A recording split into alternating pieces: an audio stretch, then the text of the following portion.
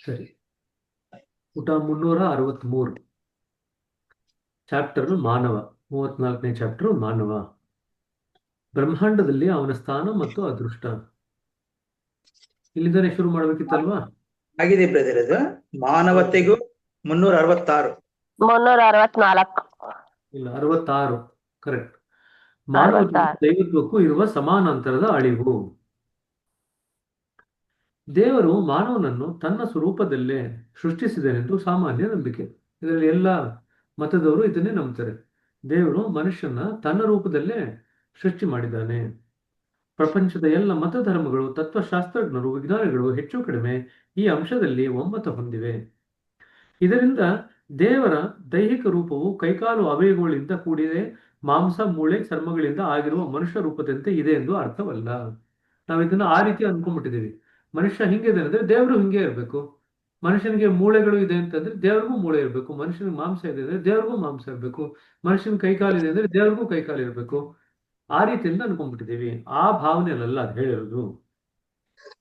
ಮನುಷ್ಯನು ಪ್ರಕೃತಿಯಲ್ಲಿರುವ ಶಕ್ತಿ, ಬಲ, ಸಾಮರ್ಥ್ಯಗಳಿಂದ ಅದೇ ಕ್ರಮದಲ್ಲಿ ರಚಿಸಲ್ಪಟ್ಟಿದ್ದಾನೆ ಎಂದು ಇದರ ನಿಜವಾದ ಅರ್ಥ. ಅಂಡರ್ಲೈನ್ ಮಾಡ್ಕೊಳ್ರಿ. ಶಕ್ತಿ, ಬಲ, ಸಾಮರ್ಥ್ಯ. ಇದನ್ನ ಬಾಬೂಜಿ ಅವರು ಪವರ್, ಫೋರ್ಸ್ ಅಂಡ್ ಎನರ್ಜಿ ಅಂತ ಕರೀತಾರೆ ಇಂಗ್ಲಿಷ್ನಲ್ಲಿ. Power, force, energy. ಸೊ ನಿಸರ್ಗದಲ್ಲಿರ್ತಕ್ಕಂಥ ಪವರ್, ನಿಸರ್ಗದಲ್ಲಿರ್ತಕ್ಕಂಥ ಫೋರ್ಸ್ ಮತ್ತೆ ಎನರ್ಜಿ, ಮೂರು. ಇಲ್ಲಿ ಕನ್ನಡದಲ್ಲಿ ಅದನ್ನ ಅವರು ಶಕ್ತಿ, ಬಲ ಮತ್ತು ಸಾಮರ್ಥ್ಯ ಅಂತ ಅವರು ಅದನ್ನ ಟ್ರಾನ್ಸ್ಲೇಟ್ ಮಾಡಿದ್ದಾರೆ.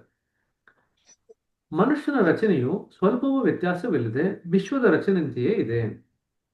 ಸ್ಥೂಲವಾದ ಬಾಹ್ಯ ವಿಶ್ವದ ಹಿಂದೆ ಅಸಂಖ್ಯಾತವಾದ ಸೂಕ್ಷ್ಮತರ ರೂಪಗಳಿರುವಂತೆಯೇ ಮನುಷ್ಯನ ಸ್ಥೂಲ ಶರೀರದ ಹಿಂದೆ ಅಸ್ತಿತ್ವದ ಅನೇಕ ಸೂಕ್ಷ್ಮತರ ರೂಪಗಳಿವೆ.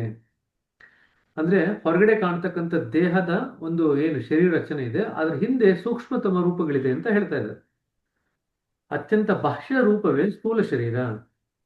ಅದರ ಹಿಂದೆ ಸೂಕ್ಷ್ಮ ಶರೀರವಿದೆ. ಅದಕ್ಕೂ ಹಿಂದೆ ಕಾರಣ ಶರೀರವಿದೆ. ಹಿಂದೆ ಸೂಕ್ಷ್ಮ ಶರೀರವಿದೆ.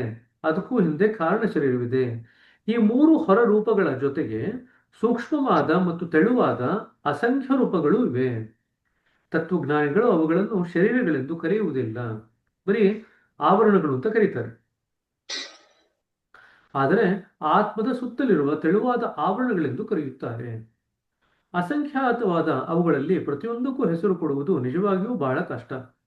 ಅತಿ ಸೂಕ್ಷ್ಮದಿಂದ ಹಿಡಿದು ಅತಿ ಸ್ಥೂಲದವರೆಗೆ ಇರುವ ಅಸಂಖ್ಯಾತ ರೂಪಗಳೊಂದಿಗೆ ವಿಶ್ವದ ನಿಜವಾದ ಪ್ರತಿಕೃತಿಯಂತೆ ಅಥವಾ ದೇವರ ಸಮಗ್ರ ಅಭಿವ್ಯಕ್ತಿಯಂತೆ ಮನುಷ್ಯನು ಭೌತಿಕ ಪ್ರಪಂಚದಲ್ಲಿ ಇರುತ್ತಾನೆ. ಅಲ್ಲಿ ನೋಡಿ, ಮನುಷ್ಯ ಅಂದ್ರೆ ಹೇಗೂ? ಮನುಷ್ಯ ಅಂತಂದ್ರೆ ಅತಿ ಸೂಕ್ಷ್ಮದಿಂದ ಹಿಡಿದು ಅತಿ ಸ್ಥೂಲದವರೆಗೆ ಇರುವ ಅಸಂಖ್ಯಾತ ರೂಪಗಳಿಂದ ವಿಶ್ವದ ನಿಜವಾದ ಪ್ರತಿಕೃತಿಯಂತೆ ಅಥವಾ ದೇವರ ಸಮಗ್ರ ಅಭಿವ್ಯಕ್ತಿಯಂತೆ ಮನುಷ್ಯನು ಭೌತಿಕ ಪ್ರಪಂಚದಲ್ಲಿ ಇರುತ್ತಾನೆ. ನೋಡಿ ಎಷ್ಟು ಸಂಬಂಧ ಇದೆ. ಅತಿ ಸೂಕ್ಷ್ಮತೆಯಿಂದ ಅತಿ ಸ್ಥೂಲದವರೆಗೂ ಇರತಕ್ಕಂಥ ಆವರಣಗಳನ್ನು ಹೊಂದಿದ್ದಾನೆ. ದೇವರ ಅಭಿವ್ಯಕ್ತಿ, ಸಮಗ್ರ ಅಭಿವ್ಯಕ್ತಿ, ಪ್ರಕೃತಿಯ ನಿಜವಾದಂತ ಪ್ರತಿಕೃತಿ. ಇಷ್ಟು ಮೂವರು ಇದೆ ಮನುಷ್ಯನಲ್ಲಿ. ಅಂತರಾಳದ ಕೇಂದ್ರ ಅಥವಾ ಶೂನ್ಯದವರೆಗೆ ಒಂದು ವೃತ್ತದಿಂದ ಪ್ರತಿನಿಧಿಸಲ್ಪಟ್ಟ ಮನುಷ್ಯನ ಅಸ್ತಿತ್ವವು ದೇವರ ಅಭಿವ್ಯಕ್ತಿಗೂ ನಿಜವಾಗಿ ಒಂದೇ ಆಗಿದೆ. ಅಂದ್ರೆ ಮನುಷ್ಯ ಅಸ್ತಿತ್ವ ಎಲ್ಲಿಂದ ಬರುತ್ತೋ ದೇವರ ಅಭಿವ್ಯಕ್ತಿ ಕೂಡ ಅಲ್ಲಿಂದನೇ ಬರುತ್ತೆ. ವಿಶ್ವದ ಅಭಿವ್ಯಕ್ತಿ ಕೂಡ ಅಲ್ಲಿಂದನೇ ಬರುತ್ತೆ. ಇದಕ್ಕಾಗಿಯೇ ದೇವರ ಸಾಕ್ಷಾತ್ಕಾರವೆಂದರೆ ಆತ್ಮ ಸಾಕ್ಷಾತ್ಕಾರ.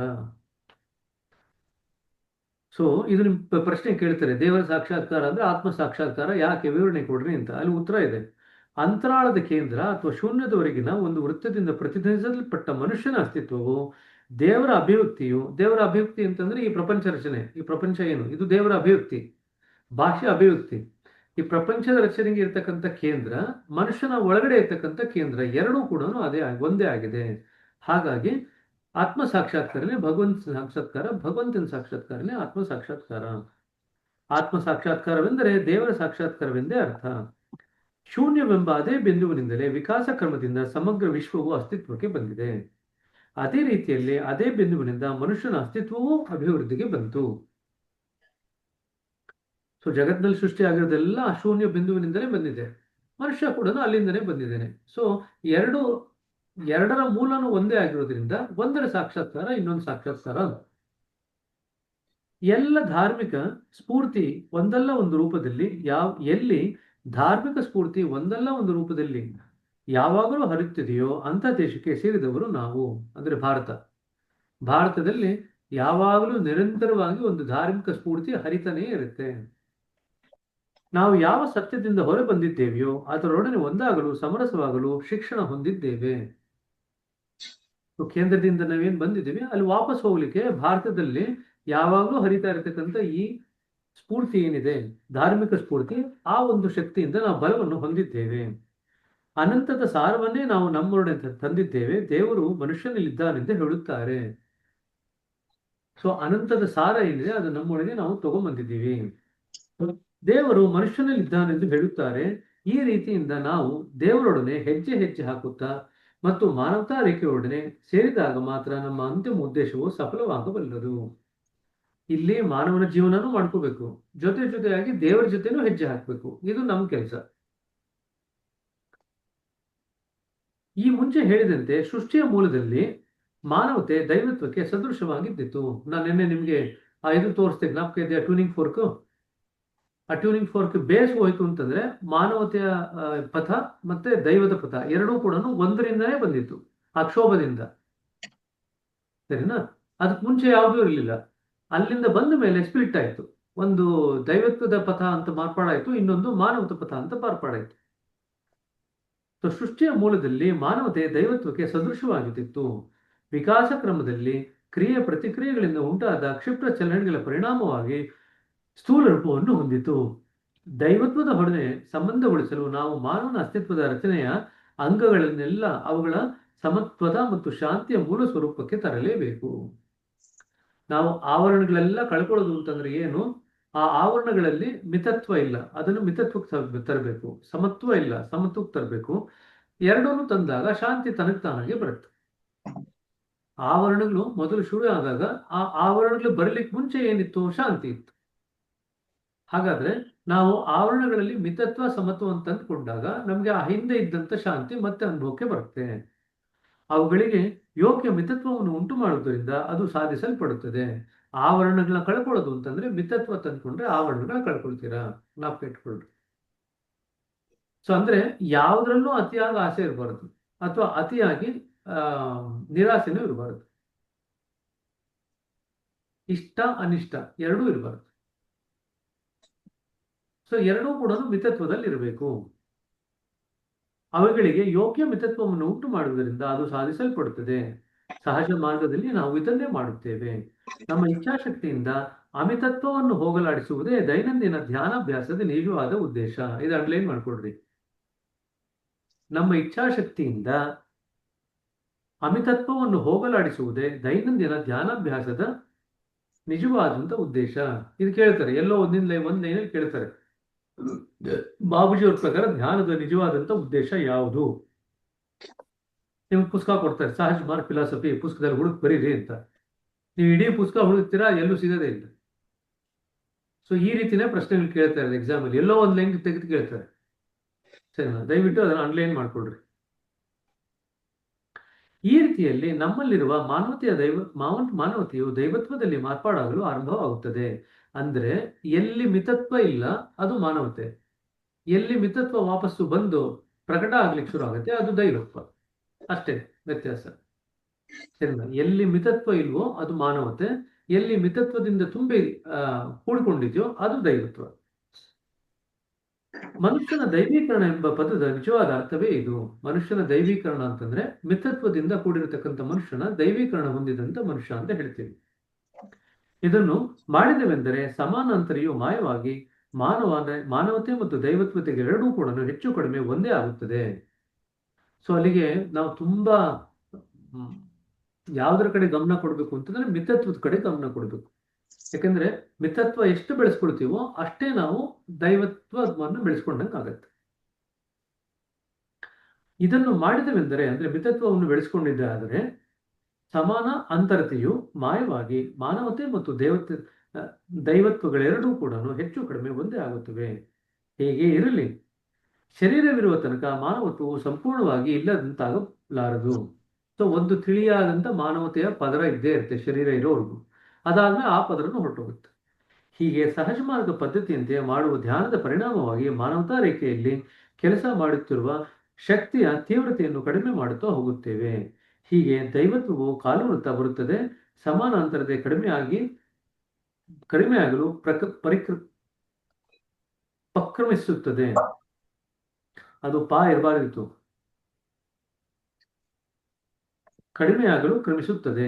ಬೇರೆ ಮಾತುಗಳಲ್ಲಿ ಹೇಳುವುದಾದರೆ ಮಾನವತೆ ದೈವತ್ವದ ಶಕ್ತಿಯಿಂದ ಚೇತನಗೊಂಡು ಕಾಲಕ್ರಮದಲ್ಲಿ ಅದೇ ಎಲ್ಲೆಲ್ಲೂ ನೆಲೆಗೊಳ್ಳಲು ಉಪಕ್ರಮಿಸುತ್ತದೆ. ಸೊ ಪಕ್ರಮಿಸುತ್ತದೆ ಅನ್ನೋದು ಹೊಸ ವರ್ಡ್. ಅಲ್ಲ, ಉಪಕ್ರಮಿಸುತ್ತದೆ ಬ್ರದರ್. ಅದು ಎಕ್ಸಾಕ್ಟ್ಲಿ. ಅದು ಯಾಕೆನೆ ಅದು ಪಕ್ರಮಿಸುತ್ತದೆ ಅಂತ ನಾನು ಪದನೇ ಕೇಳಿಲ್ಲ ಅಲ್ವಾ? ಅದು ಮಧ್ಯದಲ್ಲಿ ಹೂ ಎದುರೋಗಿದೆ ಅನ್ಸುತ್ತೆ. ಹಾಗಾದ್ರೆ ಹಿಂದ್ಗಡೆ ಲೂ ಇದೆಯಲ್ಲ ಬ್ರದರ್, ಯಾಗಲು ಉಪಕ್ರಮಿಸುತ್ತದೆ ಅಂತ. ಹೂ ಅನ್ನೋದು ಸಂಧಿ ಆಗೋಗಿದೆ. ನೆಲೆಗೊಳ್ಳಲು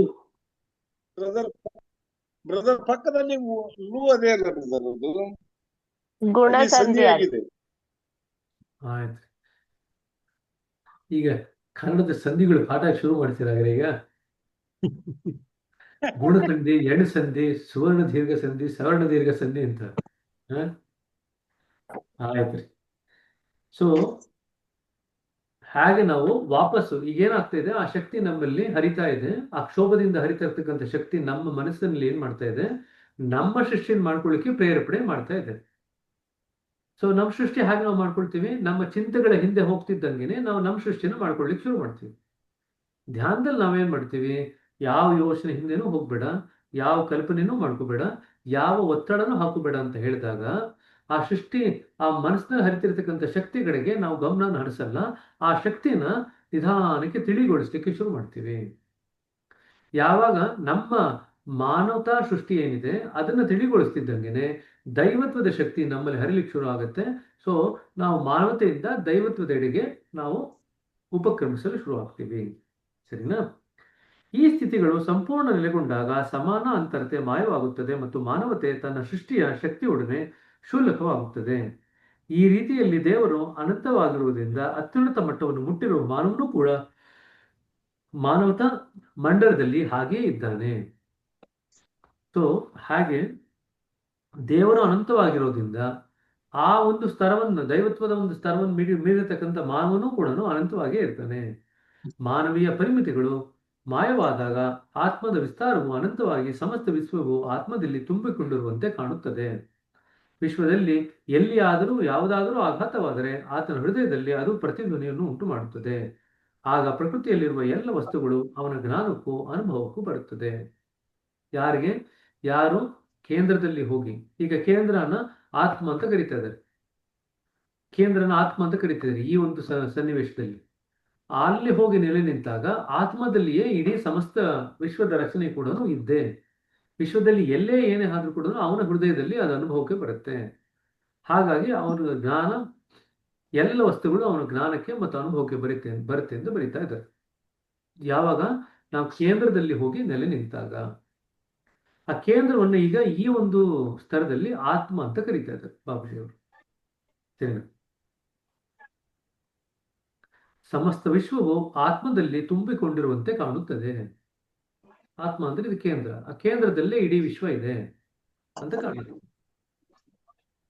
ಸಾಕ್ಷಾತ್ಕಾರ ಮತ್ತು ಅದರ ಉಪಾಯಗಳು, ಇದ್ರ ಏನೋ ಪ್ರಶ್ನೆಗಳಿದೆ ಇಲ್ಲಿವರೆಗೂ?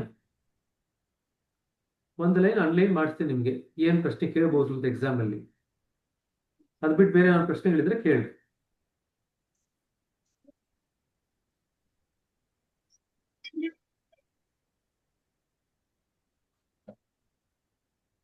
ಕಷ್ಟ ಇದೆ ಅಂತ ಅನ್ಕೊಳ್ತೀನಿ. ನಾವೆಲ್ಲರೂ ಕೂಡ ವಾಪಸ್ಸು ದೈವತ್ವದ ಪಥ ಏನಿದೆ ಅದಕ್ಕೆ ವಾಪಸ್ ಹೋಗ್ತಾ ಇದೀವಿ ಅಷ್ಟೇ.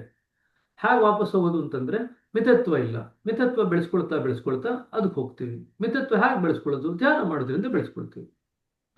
ಧ್ಯಾನ ಬೆಳೆಸ್ಕೊಂಡಾಗ ದೈವತ್ವಕ್ಕೂ ಮನುಷ್ಯನಿಗೂ ಇರತಕ್ಕಂಥ ಸಮಾನ ಮತ್ತು ಅಂತರತೆ, ಈ ಎರಡೂ ಪಥದಲ್ಲಿ ಇರತಕ್ಕಂಥ ಸಮಾನ ಪ್ಲಸ್ ಅಂತರತೆ ಎರಡೂ ಕೂಡ ಕೊನೆಗೊಳ್ಳಿಕ್ಕೆ ಶುರು ಆಗುತ್ತೆ. ಕಾಲಕ್ರಮೇಣದಲ್ಲಿ ಯಾವ ಮನುಷ್ಯ ದೈವತ್ವಕ್ಕೆ ಹೊಂದ್ಕೊಂಡಿರ್ತಾನೋ ಅವನು ದೈವತ್ವದಿಂದ ತುಂಬಿ ಹೋಗಿರ್ತಾನೆ. ಇದನ್ನೇ ಮನುಷ್ಯನ ಸಂಪೂರ್ಣ ದೈವೀಕರಣ ಅಂತ ಹೇಳುದು. ಸರಿನಾ? ಬ್ರದರ್, ಸಾಕ್ಷಾತ್ಕಾರದಲ್ಲಿ ಭಗವತ್ ಸಾಕ್ಷಾತ್ಕಾರವೇ ಆತ್ಮ ಸಾಕ್ಷಾತ್ಕಾರ, ಆತ್ಮ ಸಾಕ್ಷಾತ್ಕಾರವೇ ಭಗವತ್ ಸಾಕ್ಷಾತ್ಕಾರ ವಿವರಣೆ ಕೊಡಿ ಅಂತ ಬರ್ಸಿದ್ದೀರಲ್ಲ, ಅದು ಇದು ಎರಡು ಒಂದೇ ಅಲ್ಲಿ ಸಾಕ್ಷಾತ್ಕಾರ ಅಂತ ಪದ ಉಪಯೋಗಿಸ್ತಿಲ್ಲ ಅಷ್ಟೇನೆ. ದೈವಿ ಪಥ ಮಾನವತೆ ಪಥ ಅಂತ ಕರೆದಿದ್ದಾರೆ. ಇಲ್ಲಿ ಸಾಕ್ಷಾತ್ಕಾರ ಅಂತ ಎರಡು ಕೇಳ್ತಿಲ್ಲ. ಸಾಕ್ಷಾತ್ಕಾರ ಯಾವ ದೃಷ್ಟಿನ ಹೇಳ್ತೀವಿ ಅಂತಂದ್ರೆ ಕೇಂದ್ರಕ್ಕೆ ಹೋದಾಗ. ಅದು ಇದು ಬೇರೆ. ಎರಡು ಬೇರೆ ಬೇರೆ ಪಥಗಳು ಎರಡು ಒಂದೇ ಮಾಡಿಕೊಂಡು ಆ ಕ್ಷೋಭ ಎಲ್ಲಿಂದ ಶುರು ಆಯ್ತಲ್ಲ, ಆ ಕ್ಷೋಭದಿಂದ ಎರಡು ಪಥ ಶುರು ಆಯ್ತು. ಕ್ಷೋಭವನ್ನು ದಾಟಿ ಹೋದ ಮೇಲೆ ನಾವು ಮೂಲಕ್ಕೆ ಹೋಗ್ತೀವಲ್ಲ, ಅದನ್ನ ಸಾಕ್ಷಾತ್ಕಾರ ಅಂತ ಕರಿತೀವಿ. ಆ ದೃಷ್ಟಿಕೋನದಲ್ಲಿ ಎರಡೂ ಶೂನ್ಯದಿಂದ ಬಂದಿದೆ. ಹಾಗಾಗಿ ದೈವ ಸಾಕ್ಷಾತ್ಕಾರನೇ ಆತ್ಮ ಸಾಕ್ಷಾತ್ಕಾರ ಅಂತ. ಇಲ್ಲಿ ನೋಡಿ, ಇವಾಗ ಜ್ಞಾಪಕ ಇದೆಯಾ? ಇಲ್ಲಿ ದೈವ ಸಾಕ್ಷಾತ್ಕಾರ ಅಂದ್ರೆ ಆ ಪರತತ್ವದ ಸಾಕ್ಷಾತ್ಕಾರ. ಇಲ್ಲಿ ಬಾಬೂಜಿ ಅವ್ರು ಏನ್ ಬರೆದಿದ್ದಾರೆ? ಇಡೀ ಸಮಸ್ತ ವಿಶ್ವವೇ ಆತ್ಮದಲ್ಲಿ ತುಂಬಿರುವಂತೆ ಕಾಣುತ್ತದೆ ಅಂತ. ಅದೇ ಪರತತ್ವಕ್ಕೆ ಈಗ ಬಾಬೂಜಿ ಅವರು ಆತ್ಮ ಅಂತ ಕರೆದಿದ್ದಾರೆ. ಸರಿ, ಇಂಗ್ಲಿಷ್ ನಲ್ಲಿ ನಾವು ಯಾವುದೋ ಒಂದು ವಿಷಯ ಮಾತಾಡಬೇಕಾದ್ರೆ the heart of the matter ಅಂತ ಉಪಯೋಗಿಸ್ತೀವಿ. ಹಾರ್ಟ್ ಆಫ್ ದ ಮ್ಯಾಟರ್ ಅಂದ್ರೆ ಅದು ಅತ್ಯಂತ ಮೂಲವಾಗಿರ್ತಕ್ಕಂಥ ವಸ್ತು. ಆ ವಿಷಯದಲ್ಲಿ ಹಾರ್ಟ್ ಆಫ್ ದ ಮ್ಯಾಟರ್, ಆ ವಿಷಯದಲ್ಲಿ ಮೂಲ, ಆ ವಿಷಯದ ಮೂಲ, ಹಾರ್ಟ್ ಆಫ್ ದ ಮ್ಯಾಟರ್, ವಿಷಯದ ಮೂಲ. ಸೊ ಇಲ್ಲಿ ನಾವು ಸಾಕ್ಷಾತ್ಕಾರ ಅಂತಂದ್ರೆ ಮೂಲಕ್ಕೆ ಹೋಗಿ ಮುಟ್ಟದು. ದೈವಪಥ ಮತ್ತು ಮಾನವತ ಪಥ ಎರಡೂ ಮುಟ್ಟಿದ ಮೇಲೆ ಕ್ಷೋಭಕ್ಕೆ ಹೋಗ್ತೀವಿ. ಕ್ಷೋಭವನ್ನು ದಾಟಿ ಹೋಗಿ ನಾವು ಆ ಪರತತ್ವ ಏನಿದೆ ಅದರಲ್ಲಿ ನೆಲೆಗೊಂಡಾಗ ಆಗ ನಾವು ಅದನ್ನು ಸಾಕ್ಷಾತ್ಕಾರ ಅಂತ ಕರಿತೀವಿ. ಕ್ಷೋಭಕ್ಕೆ ಹೋಗಿದ ತಕ್ಷಣ ದೈವ ಸಾಕ್ಷಾತ್ಕಾರ ಅಲ್ಲ, ಆತ್ಮ ಸಾಕ್ಷಾತ್ಕಾರ ಅಲ್ಲ. ಕ್ಷೋಭಕ್ಕೆ ಹೋಗೋದು ಅಂತಂದ್ರೆ ಇನ್ನೊಂದು ದೃಷ್ಟಿನ ಹೇಗಾಯ್ತು ಅಂತಂದ್ರೆ ನಮ್ಮ ಮನಸ್ಸನ್ನ ತಟಸ್ಥಗೊಳಿಸ್ದಂಗೆ ಆಯ್ತು. ಮನಸ್ಸು ಕ್ವೈಟ್ ಆಯ್ತು. ಈಗ ಮನಸ್ಸು ಕ್ವೈಟ್ ಆಗಿದ ತಕ್ಷಣ ಅದು ಸಾಕ್ಷಾತ್ಕಾರ ಅಲ್ಲ. ಮನಸ್ಸು ಕ್ವೈಟ್ ಆದ್ಮೇಲೆ ಅದ್ರ ಹಿಂದೆ ಏನಿದೆ, ಕ್ಷೋಭದ ಹಿಂದೆ ಏನಿದೆ ಅದು ಗೊತ್ತಾದಾಗ ಅದು ಸಾಕ್ಷಾತ್ಕಾರ. ಸೊ ಎರಡು ಒಂದೇ ಅಲ್ಲ, ಎರಡು ಬೇರೆ ಬೇರೆ. ಸರಿ ಬ್ರದರ್.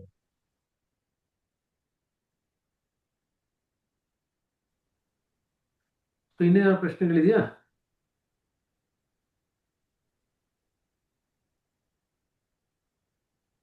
ಸೊ ಮಿತತ್ವ ಮತ್ತು ಸಮತ್ವ ಇದು ಎಷ್ಟರ ಮಟ್ಟಿಗೆ ನಮಗೆ ಪ್ರಮುಖವಾಗಿದೆ, ಅದು ನಮ್ಗೆ ಎಷ್ಟು ಮಟ್ಟಿಗೆ ಅದು ಪ್ರಾಮುಖ್ಯತೆ ಇದೆ ಅನ್ನೋದನ್ನು ನಾವು ಸ್ಪಷ್ಟವಾಗಿ ಇಲ್ಲಿ ತಿಳ್ಕೋಬೇಕು. ಸೊ ಧ್ಯಾನದ ದೈನಂದಿನ ಅಭ್ಯಾಸದಿಂದ ನೀವೇನ್ ಮಾಡ್ತಾ ಇದ್ದೀರಿ ಅಂದ್ರೆ ಮಿತತ್ವ ಬೆಳೆಸ್ಕೊಳ್ತಾ ಇದ್ದೀರಾ ಅಂತ ಬರಿತಾ ಇದೆ. ಅದೇ ಧ್ಯಾನದ ಮೂಲ ಉದ್ದೇಶ, ಮಿತತ್ವ ಬೆಳೆಸ್ಕೊಳ್ತಕ್ಕಂಥದ್ದು. ಸರಿ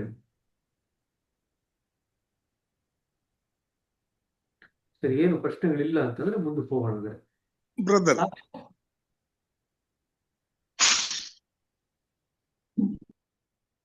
ಸಾಕ್ಷಾತ್ಕಾರ ಮತ್ತು ಅದರ ಉಪಾಯಗಳು.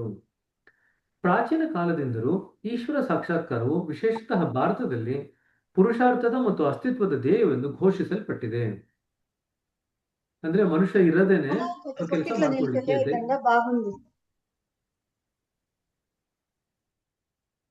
ಮನುಷ್ಯ ಇರೋದೇನೆ ದೈವ ಸಾಕ್ಷಾತ್ಕಾರ ಮಾಡ್ಕೊಳ್ಳಿಕ್ಕೆ ಅಂತ ಹೇಳಿ ಅನಾದಿ ಕಾಲದಿಂದಲೂ ಭಾರತದಲ್ಲಿ ನಂಬಲಾಗಿದೆ. ಅಂದ್ರೆ ಮನುಷ್ಯನ ಅಸ್ತಿತ್ವದ ಗುರಿನೇ ದೈವ ಸಾಕ್ಷಾತ್ಕಾರ. ಅದಕ್ಕೆ ಬೇಕಾಗಿರ್ತಕ್ಕಂಥ ಕೆಲಸಗಳನ್ನು ಮಾಡದೆ, ಶ್ರಮ ಮಾಡದೆ ಅದನ್ನೇ ಪುರುಷಾರ್ಥ ಅಂತ ಕರಿತೀವಿ. ನಾವು ದೈವ ಸಾಕ್ಷಾತ್ಕಾರಕ್ಕಾಗಿ ನಾವು ಎಷ್ಟು ಮಟ್ಟಿಗೆ ಶ್ರಮ ಪಡ್ತೀವಿ, ಆ ಶ್ರಮ ಪಡೆದಕ್ಕೆ ನಾವು ಪುರುಷಾರ್ಥ ಅಂತ ಕರಿತೀವಿ. ಸೊ ಹಿಂದಿನ ಜನ್ಮದ ಶ್ರಮ ದೈವ ಸಾಕ್ಷಾತ್ಕಾರದ ಸ್ತರದಲ್ಲಿ ಈ ಜನ್ಮದ ಪುರುಷಾರ್ಥ. ಈ ಜನ್ಮದ ಶ್ರಮ ದೈವ ಸಾಕ್ಷಾತ್ಕಾರದ ವಿಷಯದಲ್ಲಿ ಮುಂದಿನ ಜನ್ಮಕ್ಕೆ ಪುರುಷಾರ್ಥ. ಪುರುಷಾರ್ಥ ಅಂದ್ರೆ ಹಿಂದಿನ ಜನ್ಮದಲ್ಲಿ ನಾವು ಯಾವ ಪ್ರಯತ್ನ ಪಟ್ಟಿರ್ತೀವಿ, ಶ್ರಮ ಪಟ್ಟಿರ್ತೀವಿ, ಅದು ಈ ಜನ್ಮದಲ್ಲಿ ಪುರುಷಾರ್ಥವಾಗಿ ಮಾರ್ಪಾಡಾಗುತ್ತೆ. ಅದನ್ನೇ ನಾವು ಪುರುಷಾರ್ಥ ಅಂತ ಕರಿತೀವಿ. ಪುರುಷಾರ್ಥ ಅಂತಂದ್ರೆ ಪುರುಷ ಅರ್ಥ, ಪುರುಷನ ಪ್ರಯತ್ನ. ಅರ್ಥ ಅಂದ್ರೆ ಇಲ್ಲಿ ಪ್ರಯತ್ನ ಅಂತ ಇಟ್ಕೊಳ್ರಿ, ಪುರುಷ ಪ್ರಯತ್ನ ಅಂತ ಹೇಳ್ತೀವಿ. ಪುರುಷ ಪ್ರಯತ್ನ ಅಂತಂದ್ರೆ ದೈವ ಸಾಕ್ಷಾತ್ಕಾರಕ್ಕಾಗಿ ನಾವು ಮಾಡಿರ್ತಕ್ಕಂಥ ಶ್ರಮ ಏನಿದೆ ಅಥವಾ ಪ್ರಯತ್ನ ಏನಿದೆ ಅದನ್ನ ನಾವು ಪುರುಷಾರ್ಥ ಅಂತ ಕರಿತೀವಿ. ಆದರೆ ದೇವರು ಎಂದರೆ ಪರಮಪದ ಎಂಬ ಕಲ್ಪನೆಯಂತೆ ಈಶ್ವರ ಪ್ರಾಪ್ತಿಯ ಭಾವವೂ ಕೂಡ ರಹಸ್ಯಾವರಣಗಳಿಂದ ಆಚ್ಛಾದಿಸಲ್ಪಟ್ಟಿದೆ. ಆದ್ದರಿಂದ ವಿಚಾರವಂತನು ಅಜ್ಞಾನಿಯೂ ಆದ ಅಪ್ರಾಮಾಣಿಕ ಮನುಷ್ಯನಿಗೆ ಈ ಪದವನ್ನು ಉಚ್ಚರಿಸಿದರೆ ಜಿಜ್ಞಾಸೆ ಹುಟ್ಟುತ್ತದೆ. ಸೊ ಆ ದೈವ ಸಾಕ್ಷಾತ್ಕಾರ ಅನ್ನೋ ಪದದ ಮೇಲೆ ಎಷ್ಟು ಮಟ್ಟಿಗೆ ಪದಗಳನ್ನ ಹೊದಿಸ್ಬಿಟ್ಟಿದೀವಿ ಅಂತಂದ್ರೆ ಯಾರಾದ್ರೂ ವಿಚಾರವಂತನಾಗಿರ್ತಕ್ಕಂಥ ಮನುಷ್ಯ, ವಿಜ್ಞಾನಿ ಆಗಿರ್ತಕ್ಕಂಥ ಮನುಷ್ಯ ಇದ್ರ ಬಗ್ಗೆ ಏನಾದ್ರು ನಾವು ಉಲ್ಲೇಖ ಮಾಡಿದ್ರೆ ಸಾಕು, ಅವರಿಗೆ ಆ ಪದದಿಂದ ಅಸಹ್ಯ ಹುಟ್ಟುತ್ತೆ. ಅನೇಕ ಪಂಡಿತ ಸಂತರು ಸಾಕ್ಷಾತ್ಕಾರದ ಸ್ಥಿತಿಯನ್ನು ಅನೇಕ ವಿಲಕ್ಷಣ ರೀತಿಗಳಲ್ಲಿ ವಿವರಿಸಿದ್ದಾರೆ. ಆದರೆ ಎಲ್ಲಿವರೆಗೂ ಅದು ವಿವರಿಸಲ್ಪಡದೆಯೋ ಅಲ್ಲಿವರೆಗೆ ಅದು ಸಾಕ್ಷಾತ್ಕಾರವಿಲ್ಲವೆಂದು ನನಗೆ ಕಾಣುತ್ತದೆ. ಸಾಕ್ಷಾತ್ಕಾರಕ್ಕೆ ನಾವು ವಿವರಣೆ ಕೊಡ್ಲಿಕ್ಕೆ ಆಗಲ್ಲ, ಯಾಕಂದ್ರೆ ಅಲ್ಲಿ ಏನಿಲ್ಲ. ಏನ್ ವಿವರಣೆ ಕೊಡ್ತೀರಾ? ಏನಾದ್ರು ಇದ್ರೆ ವಿವರಣೆ ಕೊಡ್ಬೋದು, ಏನು ಇಲ್ಲ ಅಲ್ಲಿ. ಏನ್ ವಿವರಣೆ ಕೊಡ್ತೀರಾ ಅದ್ರ ಬಗ್ಗೆ? ಈಗ ಅದಕ್ಕೆ ಸಾಕ್ಷಾತ್ಕಾರನ ಸ್ವಲ್ಪ ಮಟ್ಟಿಗೆ ಅವರು ಅರ್ಥೈಸ್ಲಿಕ್ಕೆ ಪ್ರಯತ್ನ ಪಡ್ತಾರೆ. ಅದು ಸತ್ಯವಾಗಿ ಅಭಿವ್ಯಕ್ತಿಗೆ ಮೀರಿದ ಮೂಕದ ಸ್ಥಿತಿ. ನಾವು ಇಂಗ್ಲಿಷ್ನಲ್ಲಿ 3D ಅಂತ ಹೇಳ್ತೀವಿ. 3D ಅಂದ್ರೆ ಡ್ರೈ, ಡಂಬ್, ಡೆಸರ್ಟ್ ಸ್ಟೇಟ್.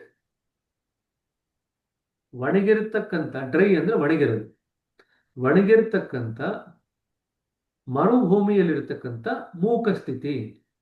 ಇದು ಸಾಕ್ಷಾತ್ಕಾರದ ಬಾಬೂಜಿಯವರ ಎಕ್ಸ್ಪ್ಲನೇಷನ್. 3D.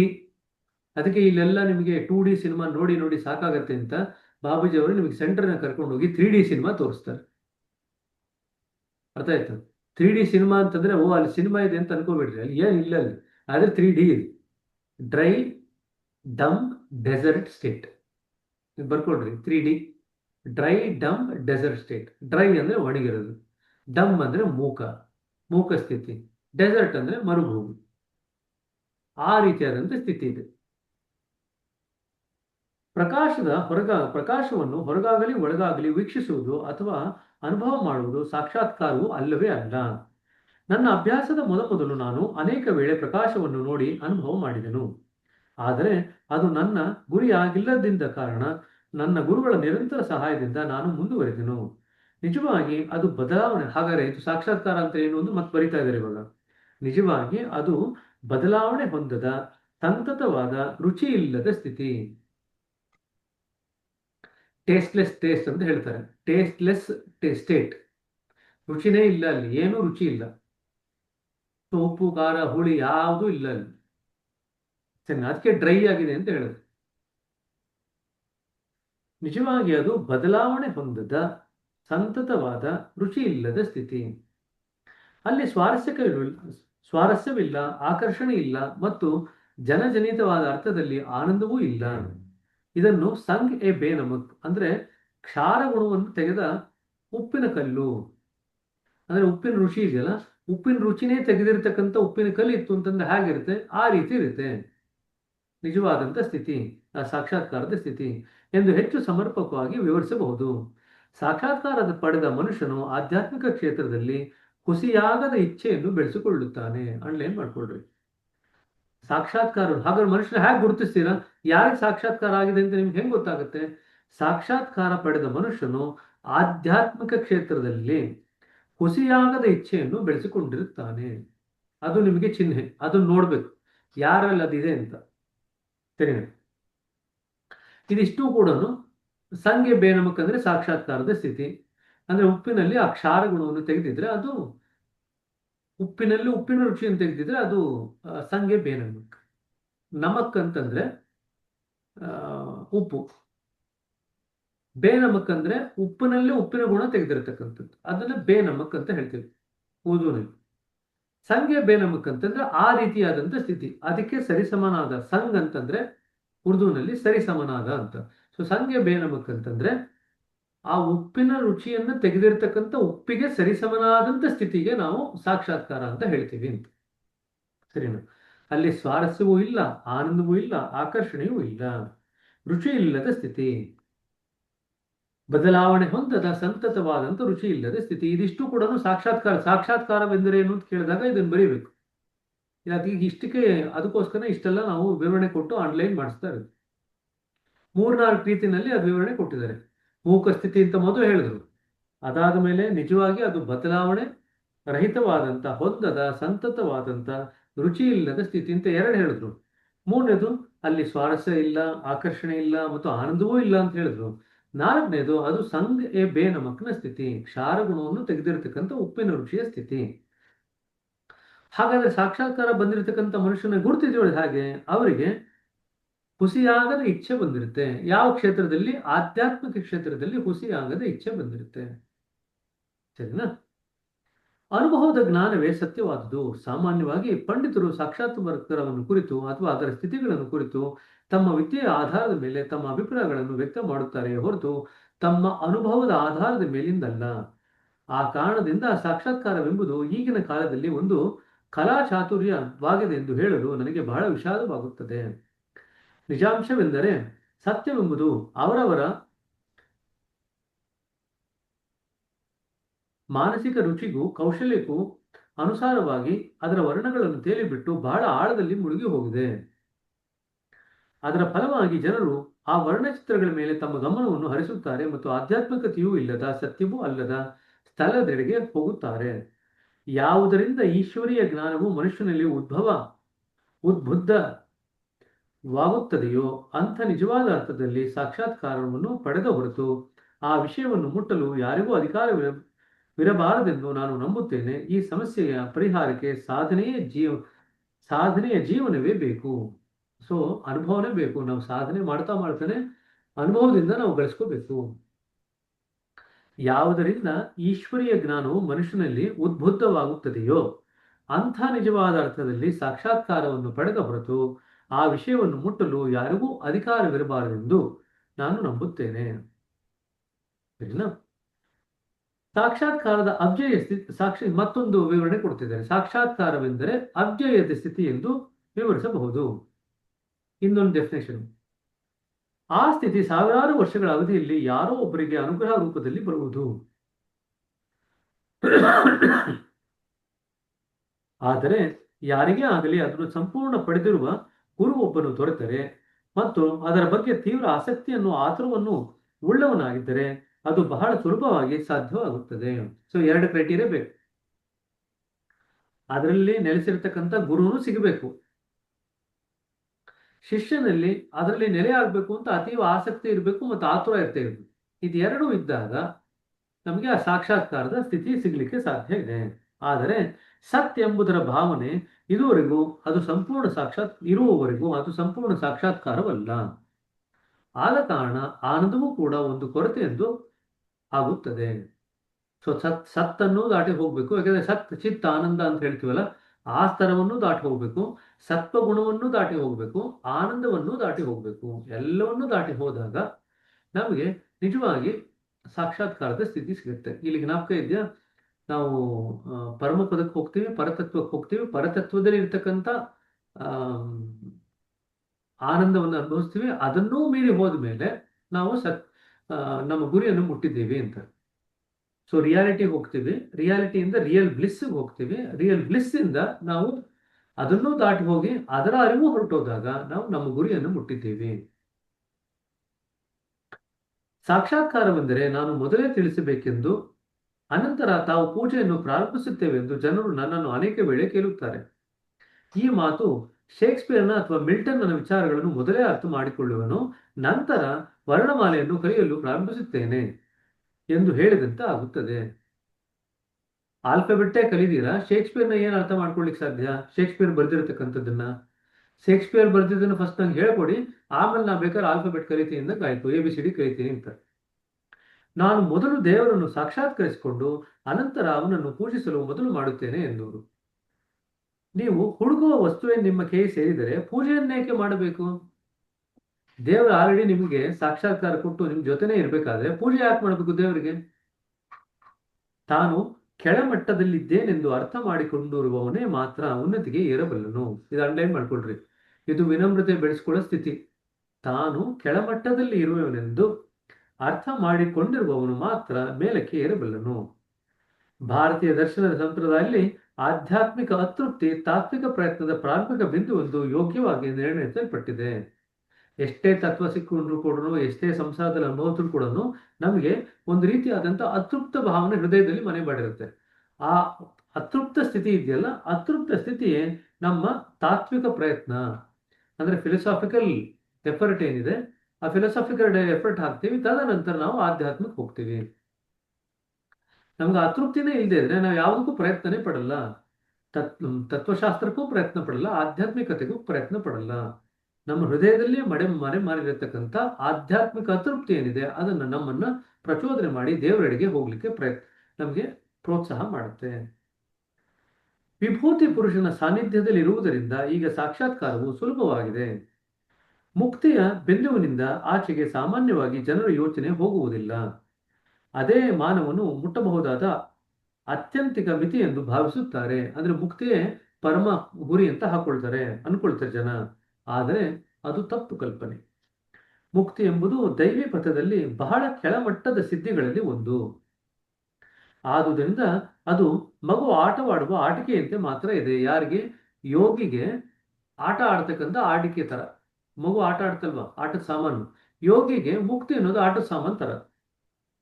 ಅದರಿಂದ ಆಚೆಗೆ ಸಂಪಾದ್ಯವಾದುದು ಬಹಳಷ್ಟು ಇದೆ. ಅಂದ್ರೆ ಸಂಪಾದ್ಯವಾದುದು ಅಂತಂದ್ರೆ ಸಂಪಾದನೆ ಮಾಡಬೇಕಾಗಿರೋದು ಬಹಳಷ್ಟು ಇದೆ. ಅಪಾರ ವಿಸ್ತಾರವಾಗಿರುವ ಅನಂತ ಸಾಗರವು ಇನ್ನೂ ಮುಂದೆ ಇದೆ. ಕೇವಲ ಅದರ ಮೇಲೆಯೇ ಕಣ್ಣಿಟ್ಟು ಮುಂದೆ ಮುಂದೆ ಹೋಗಿ ಅದನ್ನು ಗುರ್ತು ಹಿಡಿಯಿರಿ. ಸೊ ಅನಂತ ಸಾಗರದವರೆಗೂ ಹೋಗ್ಬೇಕು. ಅನಂತ ಸಾಗರದಲ್ಲಿ ಈಚ್ಕೊಂಡು ನಾವು ಕೇಂದ್ರಕ್ಕೆ ಹೋಗ್ಬೇಕು ಅಂತ ನಾವು ಗುರಿ ಇಟ್ಕೊಂಡ್ರೆ ಅಲ್ಲಿವರೆಗೂ ಹೋಗ್ತೀವಿ. ನಾವು ಮುಕ್ತಿ ಅಂತ ಗುರಿ ಇಟ್ಕೊಂಡ್ರೆ ಮುಕ್ತಿನ ಮುಟ್ಟಿದ ತಕ್ಷಣ ನಾವು ನಿಂತು ಹೋಗ್ತೀವಿ. ನಮ್ಮ ಮುಂದಿನ ಪ್ರಯಾಣ ನಿಂತು ಹೋಗುತ್ತೆ. ಈಗ ನಿರ್ವಿಕಲ್ಪ ಸಮಾಧಿಯು ಯೋಗ ಸಿದ್ಧಿಯೇ ಹೌದು, ಆದರೆ ಅದು ಸಮಸ್ಯೆಯ ಪರಿಹಾರವನ್ನು ನೀಡಲಾರದು. ನಾವು ಪ್ರಾಪಂಚಿಕ ಕೆಲಸಗಳಲ್ಲಿ ಎಷ್ಟೇ ನಿರತವಾಗಿದ್ದರೂ ಪ್ರತಿಕ್ಷಣವೂ ಶುದ್ಧವೂ ಸರಳವೂ ಆದ ಪರಮ ಸತ್ಯದಲ್ಲಿ ನಿಷ್ಠರಾಗಿರುವುದೇ ನಿಜವಾದ ಸಮಾಧಿಯ ಸ್ಥಿತಿ. ಇದಕ್ಕೆ ಸಹಜ ಸಮಾಧಿ ಎಂದು ಹೆಸರು. ಅಂಡ್ಲೈನ್ ಮಾಡ್ಕೊಳ್ರಿ ಇದನ್ನು. ಅಲ್ಲಿಂದ ನಾವು ಪ್ರಾಪಂಚಿಕ ಅಂತಿದ್ದಲ್ಲ ಹಿಂದಿನ ಪುಟದಲ್ಲಿ, ಅಲ್ಲಿಂದ ಅಂಡ್ಲೈನ್ ಮಾಡಿಕೊಂಡು, ನಾವು ಪ್ರಾಪಂಚಿಕ ಕೆಲಸಗಳಲ್ಲಿ ಎಷ್ಟೇ ನಿರತರಾಗಿದ್ದರೂ ಪ್ರತಿ ಕ್ಷಣದಲ್ಲಿಯೂ ಶುದ್ಧವೂ ಸರಳವೂ ಆದ ಪರಮ ಸತ್ಯದಲ್ಲಿ ನಿಷ್ಠರಾಗಿರುವುದೇ ನಿಜವಾದ ಸಮಾಧಿಯ ಸ್ಥಿತಿ. ಇದೇ ಸಹಜ ಸಮಾಧಿ ಎಂದು ಕರೆಯುವರು. ಇದು ಉನ್ನತ ಪ್ರಾಪ್ಯಗಳಲ್ಲಿ ಒಂದು ಮತ್ತು ನಿರ್ವಾಣದ ಆಧಾರವೇ ಇದು. ಅಂಡ್ಲೈನ್ ಮಾಡ್ಕೊಳ್ರಿ. ನಿರ್ವಾಣದ ಆಧಾರ ಯಾವುದು ಅಂತಂದ್ರೆ ಸಹಜ ಸಮಾಧಿ. ಅಂದ್ರೆ ಎಲ್ಲಾ ಕೆಲಸದಲ್ಲಿ ತೊಡಗಿಸಿಕೊಂಡಿದ್ದೂ ಕೂಡ ಆಂತರಿಕವಾಗಿ ಸಮಾಧಿಯ ಸ್ಥಿತಿಯಲ್ಲಿ ಇರ್ತಕ್ಕಂಥದ್ದು ಅದು ನಿರ್ವಾಣದ ಸ್ಥಿತಿ. ಅದೇ ಸಹಜ ಸಮಾಧಿಯ ಸ್ಥಿತಿ. ನಿರ್ವಾಣದ ಆಧಾರವೇ ಯಾವುದು ಅಂತ ಕೇಳಿದ್ರೆ ಸಹಜ ಸಮಾಧಿಯ ಸ್ಥಿತಿ ಅಂತ ಬರೀಬೇಕು. ಅದರ ಗುಣಗಳನ್ನು ಶಬ್ದಗಳಲ್ಲಿ ವಿವರಿಸಲು ಆಗುವುದಿಲ್ಲ. ಅದರಲ್ಲಿಯೇ ನಿಷ್ಠರಾಗಿರುವವರು ಅದನ್ನು ಮನಗಾಣಬಹುದು. ಅದರ ಹೆಸರು ಸೂಚಿಸುವಂತೆ ಅದು ಅಷ್ಟು ಸುಲಭವಲ್ಲ. ಅದನ್ನು ಕುರಿತು ಸಂತ ಕಬೀರನು ಬಹಳವಾಗಿ ಹೊಗಳಿದ್ದಾನೆ. ಅದೇ ಸಂಪಾದ್ಯ ವಸ್ತು. ಅಂಡ್ಲೈನ್ ಮಾಡ್ಕೊಳ್ರಿ. ಯಾವುದು ಸಂಪಾದ್ಯ ವಸ್ತು? ಸಹಜ ಸಮಾಧಿನೇ ಸಂಪಾದ್ಯ ವಸ್ತು. ಯಾವುದನ್ನು ಬಾಬಾಜಿಯವರು ಸಂಪಾದ್ಯ ವಸ್ತು ಅಂತ ಕರೆದಿದ್ದಾರೆ ಅಂತ ಕೇಳಿದ್ರೆ ಸಹಜ ಸಮಾಧಿ ಅಂತ ಬರಿಬೇಕು. ಸರಿನಾ?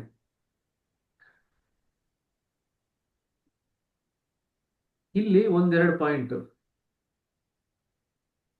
ನೀವು ಯೋಗ ವಸಿಷ್ಠ ಓದಿದಾಗ ಆಗಲಿ ಅಥವಾ ನೀವು ಪತಂಜಲಿ ಅವರ ಯೋಗ ಸೂತ್ರಗಳನ್ನು ಓದಿದಾಗ ಬೇರೆ ಬೇರೆ ಪದಗಳನ್ನು ಬಳಸ್ತಾರೆ. ಸವಿಕಲ್ಪ ಸಮಾಧಿ, ನಿರ್ವಿಕಲ್ಪ ಸಮಾಧಿ, ಈ ಎರಡನ್ನೂ ಮೀರಿರತಕ್ಕಂಥ ಸ್ತರ ಸಹಜ ಸಮಾಧಿ. ಸರಿನಾ? ಸಬೀಜ ಸಮಾಧಿ, ನಿರ್ಬೀಜ ಸಮಾಧಿ ಎರಡನ್ನೂ ಮೀರಿರತಕ್ಕಂಥ ಸ್ತರ ಸಹಜ ಸಮಾಧಿ. ಹಾಗಾದ್ರೆ ಸಬೀಜ ಸಮಾಧಿ ಅಂತ ಅಂದ್ರೇನು? ಸಬೀಜ ಸಮಾಧಿ ಅಂತಂದ್ರೆ ಬೀಜ ಹಾಕಿದ್ದೀರ, ಅದು ಮೊಳಕೆ ಹೊಡೆದು ಪ್ರಕಟ ಆಗ್ತಾ ಇದೆ, ಅದು ಸಬೀಜ. ಮೊಳಕೆ ಹೊಡೆದು ಆಲ್ರೆಡಿ ಗಿಡಗಳೆಲ್ಲ ಬರ್ಲಿಕ್ಕೆ ಶುರು ಆಗಿದೆ. ಅದರಿಂದ ಗಿಡ ಬರ್ಲಿಕ್ಕೆ ಶುರು ಆಗಿದೆ. ಅದನ್ನ ಸಬೀಜ ಸಮಾಧಿ ಅಂತ ಹೇಳ್ತೀವಿ. ಗಿಡನೂ ಇದೆ, ಬೀಜನೂ ಇದೆ, ಅದು ಸಬೀಜ ಸಮಾಧಿ.